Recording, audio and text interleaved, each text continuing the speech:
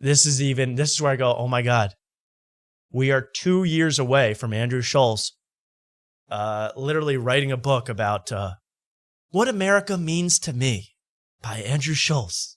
We are that close to getting some BS like that. And here he goes.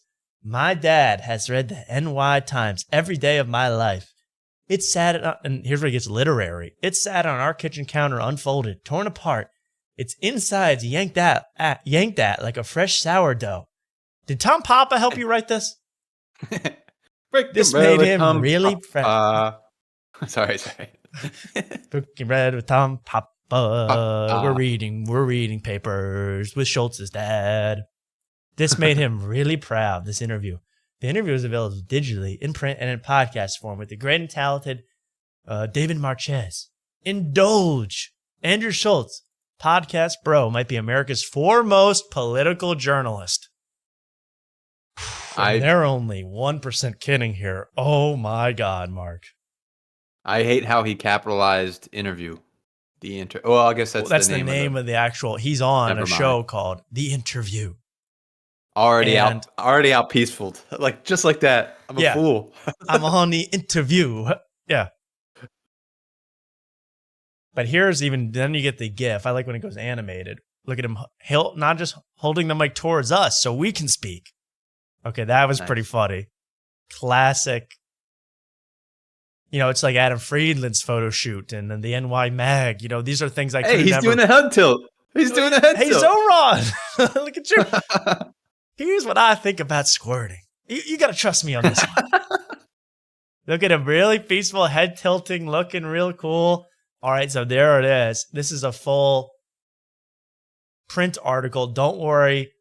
It is all on video format, so you don't have to go through this. But they're writing 10,000, 20,000 words about Andrew Schulz, things I could never believe in my life. And here we go.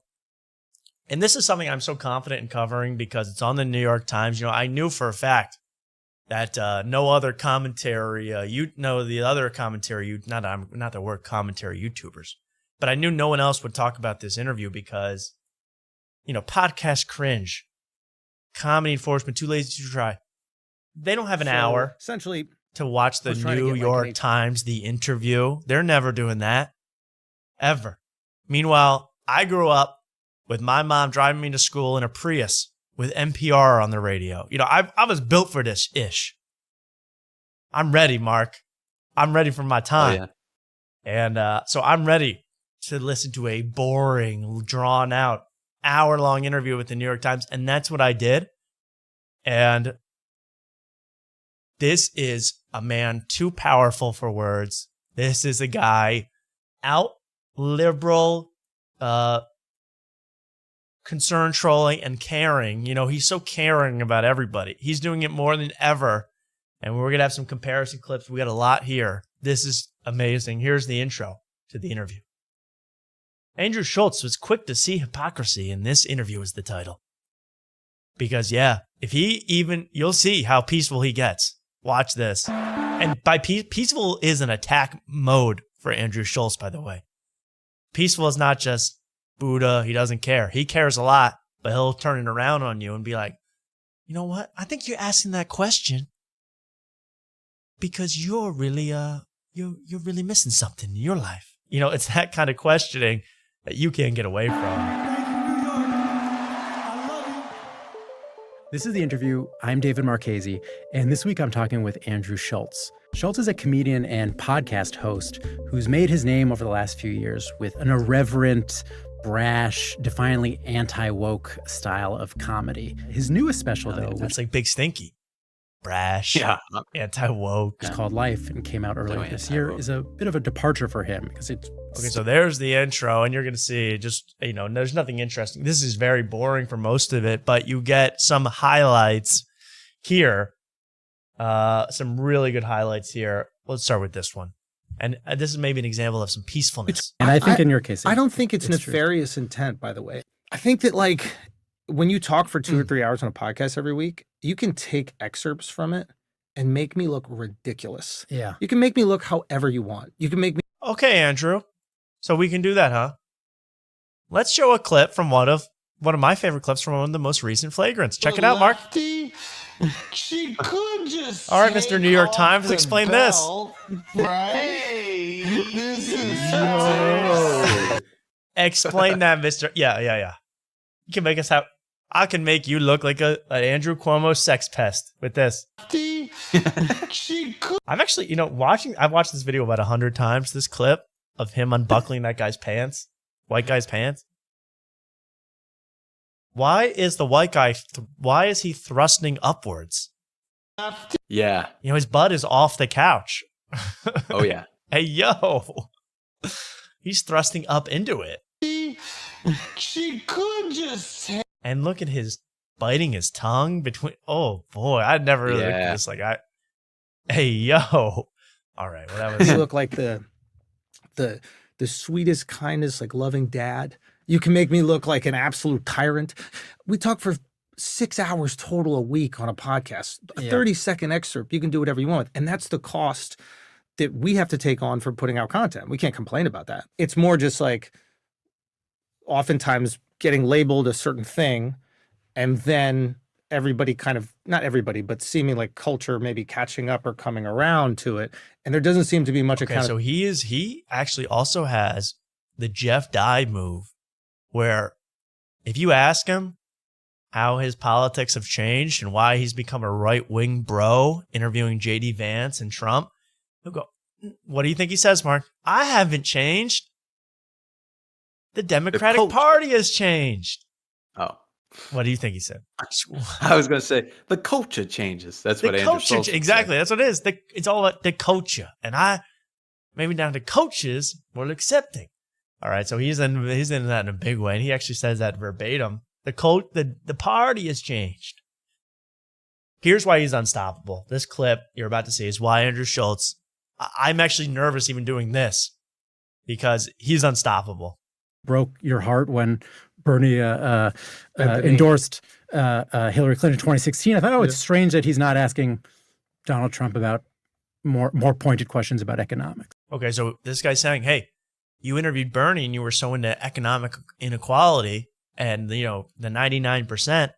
How come when you interviewed Trump, you never asked one question about how to help poor people or income inequality? Well, this is why Schulz is unstoppable. Some people would actually try to answer the question or think about, watch this. What did I ask Bernie about economics? Well, you guys talked a lot about economic inequality. But what about policy? It's an issue that matters to you. What Andrew, would you like me to ask? I don't know the specific question. The question is about specifics are important. The question is about the. You're making an accusation that I didn't ask something, but you don't have the thing that you would have liked me to ask. Here's a good moment for accountability. Do you think it was fair to present that? No. Are you hearing what I'm hearing? Here's a good moment for accountability with you. Oh, imagine speaking to another man like that. Here's a good moment for accountability with you. Explain to me why you asked that question. It's an interview.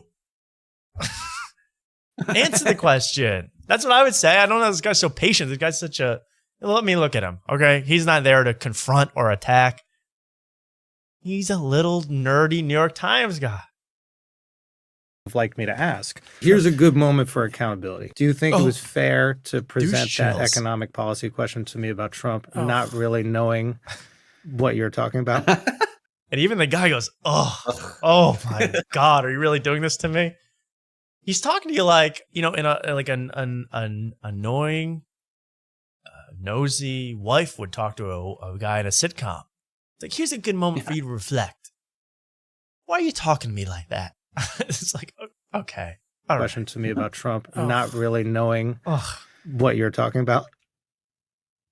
Yes, I asked you a question. Okay. That's where it feels. It looks like a younger version of Bill and I. Bill, science guy. Say that. What was that name? Bill and I. Bill and I. That's the most interesting name I've ever heard. I mean, are you pranking me right now with that name? No, that's how everybody I've ever heard say it sounds like they're saying Bill and I. So I say how does everyone say the science guy's name out there? I mean, Bill and I, the science guy. Bill That's and how I. they say it. That sounds like there's Bill two. and- Sounds like it's Bill and I. It sounds like there's two people. Yeah, exactly. That's what he's going for. That's not his real name. There's no way that's his real name. I think you've created a fantasy world for yourself. Bill and I. Bill and I. Yeah, his last name is Nye. Yeah. No, it's an I. N-I. Well, okay. I guess people probably think your last name is Wellborn because you're flexing your status, how you were born. It just happens to be his last name, Mark. Bill N.Y. Eve. Bill N.Y. Times. Mark's kooky for that one, dude. I've never heard Bill and I. Well, how do you say it? I say Jeff Da. Jeff Da. Jeff the guy. Jeff the guy, because he's a guy. I say Bill Nye. Bill Nye, the science guy. It rhymes. Instead of Bill N.I., the science guy. Guy. Bill Nye, the science guy. Okay. I don't know. Mark really My is education was a little different than yours, I guess. I couldn't sit through an interview like this. Christ. Bill, the end is nigh. I'm more of a science guy. Myself. I'll never forget that. AI. It's like how Common says AI. And with the AT&T with the power of AI. Yes. I asked you a question. Okay. That's where it feels gotcha. But doesn't he look like him?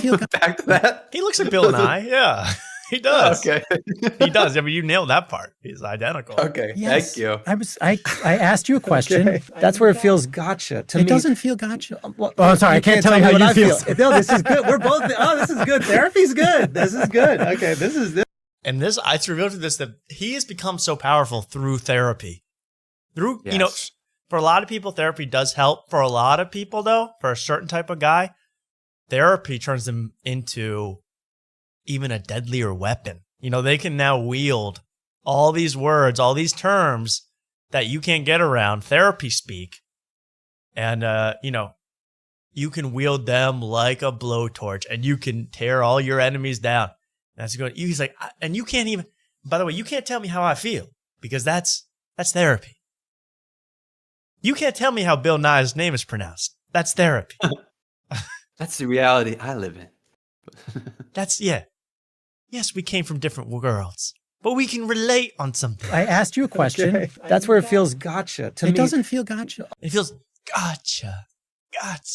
Well, I'm sorry. I can't tell you how you feel. No, this is good. We're both. Oh, this is good. Therapy's good. This is good. Okay. This is. I love that. That was awesome. Yeah. But that's where I felt.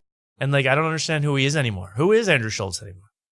Because 5 years ago, what he thought was awesome was playing Madden with KSI, was playing FIFA with Logan Paul. But now awesome to him is having a therapy breakthrough moment on the New York Times. Does that happen from the age of 37 to 42?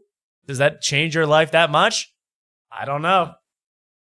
Like it was gotcha. I don't know if that's your intent right there at all. I can't look at this pose too. When you do this, when you got your hands and you're going, no, really, it could have been me, but you're an asshole. But it could have been me. It could be me, but you're acting like a real dick right now. But no, but really, it's how I'm feeling. I'm feeling like you're Hitler on Earth. But that's just me. That's a good way of getting around calling people names. Look at that pose. That's if you tilt your head to the side while doing that, you could be president of the United States tomorrow with that attitude. The head tilt. I'm trustworthy. I care. That's the pose meaning. That's the universal sign for I'm a good guy. I care. Oh, yes. Amazing. That's how I actually pictured Jesus healing people. Was he put his hand in his heart and then a healing Heisman pose, sort of. It's a healing Heisman. Yeah, healing Heisman. Yeah, I love that. Gotcha, because all right. Well, he keeps talking about how this is a gotcha question. He won't even answer the question that's a valid question. But he goes, it's just a gotcha. And this is not a gotcha, is it? Oh, no. And then he goes to this. The interviewer being skeeved out. He gets creeped out by how Andrew tries to be so darn nice. Here, a guy from the New York Times whose job it is to be this kind of fake nice all day. is even skeeved out by Andrew's level of niceness here. Style of conversation that I feel like I'm supposed to have that is actually like inhibiting a little bit in a conversation with you. And I'm feeling that in this conversation because it's oh, there's ways to talk with you that I think are actually, they're just made more difficult because it's like, I know there's sort of a little voice on my shoulder. Yeah. But first of all, this is another example of one of the don't things say it you again. Don't say it again. Do you not like compliments? And it just It's feels uncomfortable like, for you. I don't for like the it. Yeah, Why? I don't like, You're so in touch with your feelings. I'm like so envious. Oh my God. Oh, Give me there only we go. stands. I can't listen to this. Go back to Glenny Balls, man. He's better than that. I need an interview like that. I know. I enough Does he of like that. beer? Does he like cheese? You like cheese? What do you do on the internet sexually for money? Tell me all about it. That's what I want to know about. Enough of this. Because, bro, you were just so in touch with your feelings. Oh, don't say it again. Voice. They're just made more difficult because Watch it's like Andrew I here. know there's sort of a little voice on my shoulder. Yeah. But yeah. You are a good guy. First of all, this is another example of one of the don't things say you it do. again. Don't say it again. Do you not like I don't, compliments? and it just It's feels uncomfortable like, for you? I don't. And he's about to say, it feels fake. It feels fake when you're constantly going, and this is why you're such a good guy, actually, to the interviewer who's trying to give you kind of a hard interview. You know, he's trying to give him questions that make him uncomfortable, might be interesting, but Andrew Schulz, too powerful, too therapied up for that to ever work. I don't like it. Why? Like, You're so in touch with your feelings. I'm like so envious. It's, I think, a unique thing that like it makes me want to listen to your content more. It's like you're reacting in real time to. You hate compliments. What is that about? But the thing I wanted to say was, it's interesting this idea of sort of like a shift. And he's thrown this guy off for a loop. I mean, this guy has lost his mojo completely. He did not expect to be therapied today. Nope. Whoa. They even bring up, this is where I saw the clip, they even bring up Schultz's interview. He tries to get him because he's like, hey, you were on trigonometry talking shit. You be a Democrat again? Get some pussy. About, Tell me to say whatever I want. everybody. And he goes, oh, you're going to take that out of context too? He just didn't believe it. Like, we don't want to be in your bedroom. They were cool with gay people. Like, it was cool to be a Democrat. Now, conservatives got 3 baby mamas. The president got 3 baby mamas. He's getting pussy left and right. Right? He's cool. He's the one saying, say whatever the fuck you want. So now conservatives have become Democrats. So I don't think I've changed. I just like the dudes that get pussy and say whatever they want. Oh, yeah, bro. Nice. So there you go. That's an official line. He is saying everyone else changed. I have not changed one opinion. I'm actually nervous that he has officially, he's kind of code switched the spectrum, Andrew Schulz. He's done it all. He's been, Mark, right? He's been a black teenager for a while. He's been kind of LA therapy guy.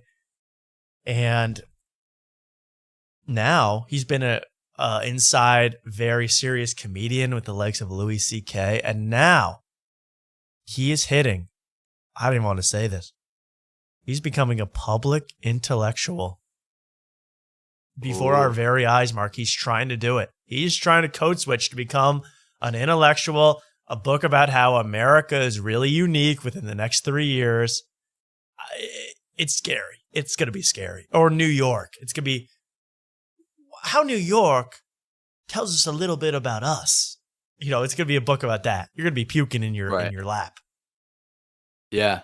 No, I could definitely see it like years from now, I can see people were like, oh, wow, he was a comedian at some point. Exactly. Like, that's the kind of transformation I can see. Yeah. He's pulling it off in real time. I've never seen, I know other comedians in the past have done this. And the names aren't really coming to me now. Pat Sajak used to be a stand-up comedian. He transitioned fully to game show host. You don't even think about it. When you hear Pat Sajak did stand-up comedy, you go, what? You're right. That's how it's going to be with Andrew Schulz. Are you going to tell me the next Dalai Lama was a comedian? That's how peaceful he's going to be. He's going to be the next leader of the Buddhist faith with this kind of peacefulness, but he just goes off and off and off. And then I had one more clip of Schulz, if I can find it, from his imagine him doing this now. Because I said, what was he acting like back in the KSI days when he was playing FIFA? They were like KSI. milk titties. Yeah. Well, I saw a comment that was just like, So here it is. before This you were was mommy, KSI. now This was you're only daddy. 2 years ago, Mark, that he was interviewing KSI in a whole nother venue. You know, I couldn't get through this. This was just a little too much podcasting for me. But I did skip to a pretty creepy, amazing part. And it's Andrew Schulz circa 2022 doing an ad for Blue Chew. Would you like to see it? This actually just kind of, I thought this was very hereditary to me. This is very horror to me, this ad for Blue Chew. Midsummer. The hardest dick of your life for free. Same active ingredients that's inside Viagra, Cialis, but Blue this Chew. is the chew. This one we rock with, and it's one you're going to rock with, one you're going to get rocked with, okay? BlueChew.com. Use the promo code FLAGRANT. You get your first month free. All you got to do is pay $5 shipping, break your girl's hip. $5 shipping, break your girl's hips. Obviously, respectfully, consensually, all that kind of stuff. I'm speaking hyperbolically right now. You're going to have beautiful, loving sex with your girl. She's going to feel so amazing and so happy. And ladies, you deserve this. You deserve this dick, okay? I know that there's dudes getting inside you with the half-hard willy. Wrong. He's completely abandoned that form of humor. Yeah. I know there's dudes inside you with a half-formed penis. Wrong. Idiot. Dumb. You know, he's basically doing an Ice Spice impression. Stupid. We jump on that. Stupid. Disrespectful. Super disrespectful. Disrespectful. You don't need that anymore. The jelly worms got to go. You getting God. 2x4'd from now on. Oh. Baseball season's never over. Oh, God. Not with the chew.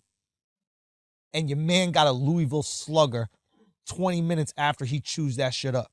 Oh, God. See, it's like violent almost. It's getting scary. Ooh. 2x4 This to is really the putting face. me in the mood. You need it. You're gonna have it. It's in you. Your man pounding you. So, what you're going to do is you're going to convince him to get some chew, and you're going to get the best dick of your life. BlueChew.com. Let's get back to the show. All right, guys, we're going to take a break for a second because I got... Oh, okay, more ads. There we go. There was Andrew Schulz, officially dropping the black scent. I don't know if it'll ever come back, actually. He's going to get rid of it. And he's going to then gaslight you, say that you're crazy. He never talked like that.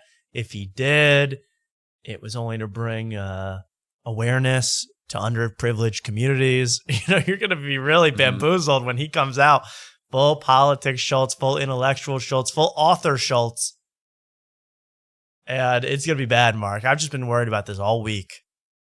Yeah, well, I mean, this is I don't know why you'd worry about it all week. This is going to be a long process, and I'm excited to see your prediction come true because you already see the signs here. You see it happening, you see it coming, and you can't. But that's the thing. It's like that's why it's scary to me. You can't stop it.